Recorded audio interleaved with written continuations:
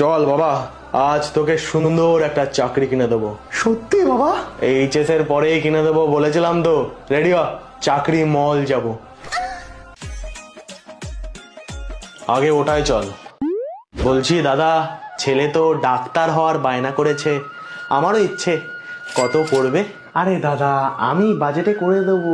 এমনি customer service ঠিকঠাক তো? দেখুন, সবই তো ঠিক আছে, কিন্তু মাঝে মধ্যে একটু মার্ডার এসবের ভয় নগণ্য। একমাত্র ছেলে আমার? না না, ওটাই চল। ও তো স্যার ছোট থেকেই টিচারের চাকরি কেনার বায়না করতো। কত? ডেলিভারিটা কিন্তু কয়েক বছর পরে হবে দাদা, খুব চাপ। আগের মালই এখনো ডেলিভারি করতে পারিনি।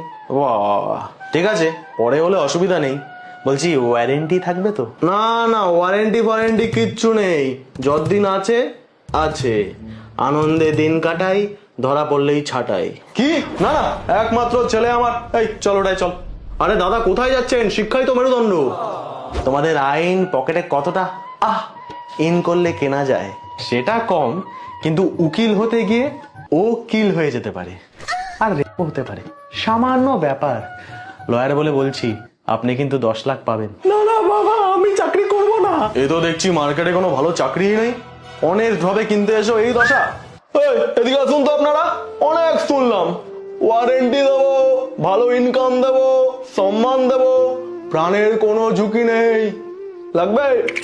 আমি করব, আমি করব। বলছি দাদা, চাকরিটা কি? চোর। বিচার তো কোনো দিনই হবে না, হবে না।